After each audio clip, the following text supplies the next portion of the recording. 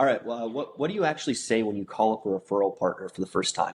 I have to understand their motivation, right? So typically I'm going to contact somebody who, like if I'm going about this in an industrial fashion, like if I'm have a list of 100, 200, 500,000, whatever, of a type of target that I'm going after, this Mhm. type of target, uh, we have a mutual, uh, we probably could have a mutual client. So we could have a mutual client, and it's in the referrer's best interest to refer that client to me for something that they need. So first of all, I understand my target's motivation, and that motivation is to help their client, and I often will have that solution. Does that make sense? Hmm. So now it's easy to paint a little scenario. Go, hey, you know what? This is John Eliason. Here's what I do. I just want to touch base, because you know how when this happens, yeah.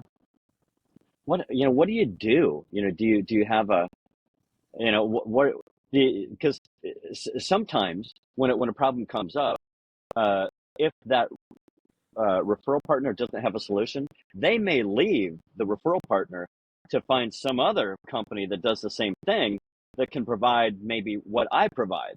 Does that make sense? Hmm. So this referral partner probably can't provide what I provide, but somebody else might be able to, that's their competition. They don't want to lose that business. So sometimes it's about loss. You don't want to lose that, do you? What's going to happen when that happens and you can't fulfill what they need? Are Hmm. they going to go, might they go to? Go. So when that happens, you might not need me today or tomorrow or, you know, the next day, but Hmm. when you need me, I'm handy to have. Does that make sense? Good. Let me just, let's just connect and let's keep in contact. I'll send you a little story every month about what we're up to. And, Hmm. when you need me, I'm easy to find. Fair enough. Yeah. Okay. It's very, very casual, but I need to understand their motivation, and they need to understand how I can be a solution when something comes up. Hmm. So that's a typical way. Uh, uh, if it's just an opportunity thing where they already have a list of clients that they don't provide, the referral partner doesn't provide the service that I provide. So I can go to them and go, hey, you've got all these people that would be great uh, over here, and all it does is add to your income. So there's a second way that I do it, and again, you just call up and go, hey, this is what I saw your stuff. Yeah, we might be a really good fit. If we could do this, would that make I'd do something like if it made sense. You want to. So I was asking them if they want to test it. Be interested in testing it. I'm not asking to get married here. I'm just saying, hey, you want to see if it might work. You want to like kick some stuff around, and if it makes sense, let's do it. If it doesn't, let's not. Fair enough.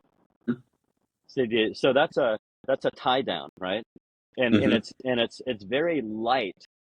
It's very light, but it's like you said. If it makes dollars and cents, let's do business. So so then we'll just have a little bit more conversation. It depends on the situation, what the conversation is, but it's but I'm not trying to pitch them anything. I go, well, I might show them. Well, here's how it works. If they here's how I've done it with other people before, other referral partners. Here's what they found. Um, here's how when somebody comes over from what you're doing and joins us. Now, right there, one of the things that they won't tell you, but is on their mind, is that you might be an idiot. You might make them look stupid, and they Hmm. don't want that. They would rather not do the deal. Some of these people, depending on the situation, some of them don't care. Most influencers, let's say online, they don't care as long as there's money involved, right? I Hmm. don't care if the lipstick, rots your lips off as long as I make 16 cents on it. That's but they don't care. But a lot of places where they have a client, not just somebody who's bought the lipstick, right, or whatever they're following. It's not that they have a real relationship, a professional relationship. They don't want to refer. They want to understand who you are. That's one of the reasons that we point them to this channel. We go, you want to see how we operate? You can see everything about us.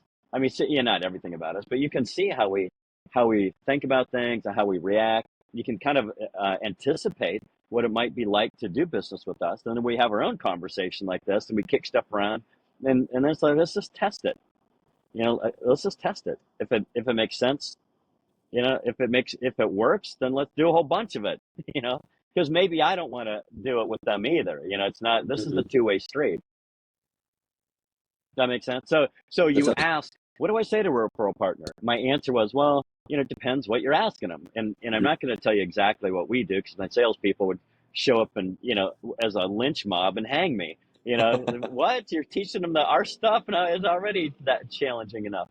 But that's how I go into it. I want to I want to go. I want to target somebody that has clients or following membership that needs what I have to sell, and the referral partner doesn't sell it.